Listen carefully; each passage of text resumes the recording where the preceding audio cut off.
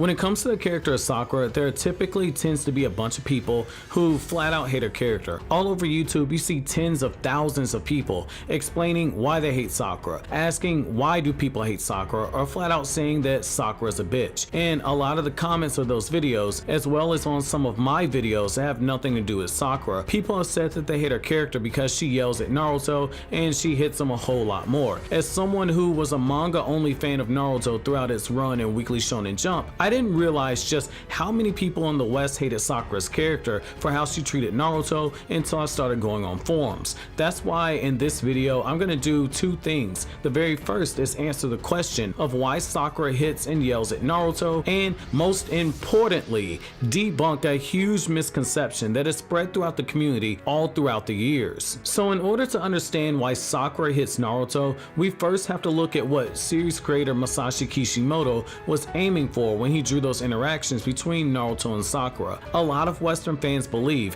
that Sakura hits Naruto for absolutely no reason and that she does so way too often. To many, it comes off as being abusive, which has led to people asking why would Kishimoto draw abuse in his manga? Well, to put it simply, it's a long-running shonen gag that has the lead female character knock around the main character when he says something stupid, does something stupid, or doesn't have the information that the female lead thinks that he should because it's seen as being basic understanding. Now, I know a lot of you guys know that, but I want to go a bit deeper from here because I haven't done so in the past. In the culture of Japanese comedy, there exists a style of humor that is referred to as boken sukomi. The closest thing that we have to it here in the West is slapstick humor, something you'll see in a lot of old comedies like Three Stooges and the really old Nickelodeon shows like All That and Kenan and Kel. However, boken sukomi is a bit different when it comes to comparing it to slapstick humor. In fact, it's a bit more of elegance sprinkled into it when you look at it because of how many different ways it can be applied. Basically, it's one person saying something stupid or is doing wrong things repeatedly and doing so at inappropriate times. That's what the role of the boke is. Now, the sukomi is meant to be the person who corrects the incorrect person, but in long-running shonen gags, just simply having them correct the person isn't enough. When the boke, who is often the idiot main character, says or does something stupid,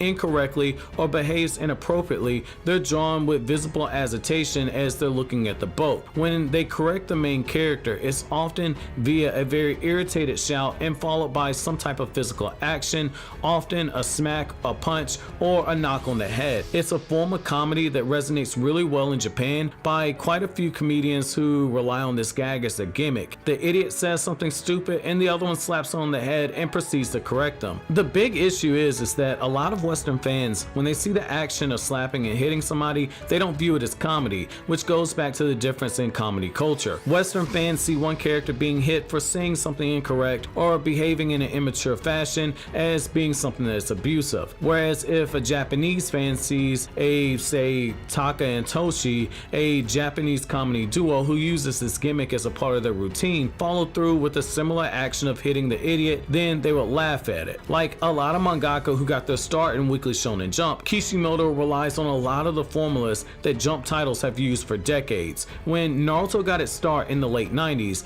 the boken sukomi gag was still a very popular gag in Japan. When Kishimoto used this, if you look at how the characters are drawn, it's clearly done in a way that's meant for comedy purposes. Naruto says something stupid, shows a lack of knowledge or respect for something that Sakura feels that he should know, or she often feels embarrassed by what Naruto is doing, and it then leads to Sakura hitting him. When you see how Sakura is drawn, her eyes are usually enlarged, her hair is flared out, and her features are wildly exaggerated. It's meant to be an overly dramatic take on the classic gag. This next part is exactly why I tell Naruto fans to at least read the manga one time, because there's a huge difference in the manga and anime when it comes to the interactions between characters, in particular when it comes to Naruto and Sakura. Studio Period, during their 700 episodes of Naruto and Naruto Shippuden, as well as the countless movies that they have done, have run the boken sukomi gag into the ground for a lot of Western fans. It doesn't help that this style of comedy doesn't go over too well outside of Japan, but for Western fans, seeing Sakura repeatedly yell or shout or hit Naruto is something that irks them. However, in the Naruto manga, the number of times that this happens is drastically less. If you read the manga, you can see the progression of Naruto maturity wise and see the number of times that Sakura shouts monster hits Naruto goes down quite a bit. In fact, there's a very pretty lengthy period of time that passes between when Sakura last hits Naruto, because there wasn't a need to, because Naruto is maturing as a character, and this gap lasted for over 3 years. Literally over 700 chapters, 72 volumes that spanned 14 years worth of weekly work. Sakura only hit Naruto a whopping 11 times in the manga, and over half of that was in the period between the first 27 volumes, which made up the pre-time skip portion of the story, which for anime only viewers would be the original Naruto anime. During the next 45 volumes, what anime fans often refer to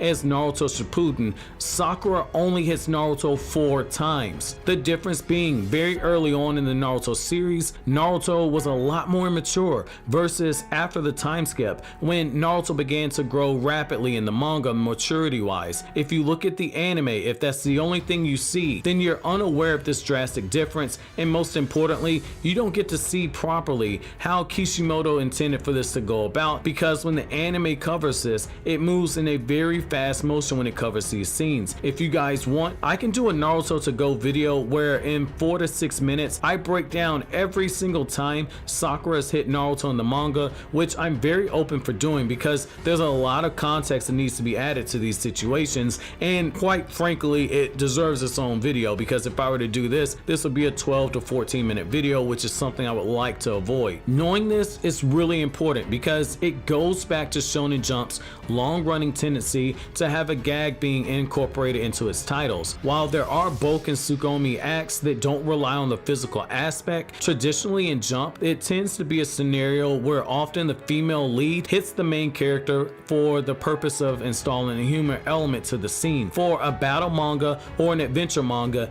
it makes sense to go this route given what these fans are typically presented in each of these mangas. The big thing is that most of Sakura's moments where she hit Naruto are when Naruto was still very immature and transitioning away from being a prankster who is seeking attention to being a respectable ninja. Once the tonal shift of the series occurs from volume 28 onward, Kishimoto writes Sakura as wondering if Naruto has become more mature more than once in the manga, and at one point we go over 200 chapters where Sakura doesn't knock out Naruto because he's cut down on the childish antics. When you look at Jump titles in the past, they've often used this to very different degrees in the manga, some more than what you see in Naruto and others a lot less than what you see in Naruto. Dragon Ball used it quite a few times with 12-year-old Goku and Bulma, and later on 17-year-old Goku and Chi-Chi. Yu Yu Hakusho did it a few times with Yusuke and multiple female characters. Keiko, his love interest, Botan, his guide to the spiritual world, and Genkai, who was his mentor. One Piece does it a lot more than Naruto when you look at Luffy and his interactions with Nami, and the list goes on from there. Hopefully the next time you guys watch Naruto or Naruto Shippuden and you see Sakura yell or hit Naruto, you'll have a deeper understanding of why, and if you're an anime only fan, I really hope it makes you at least consider picking up the manga. Let me know what you guys think down in the comment section below, but as always guys, if you like anything I had to say, don't forget to comment, rate, subscribe, and share. Thank you so much for watching all the way to the end. Have an awesome day guys.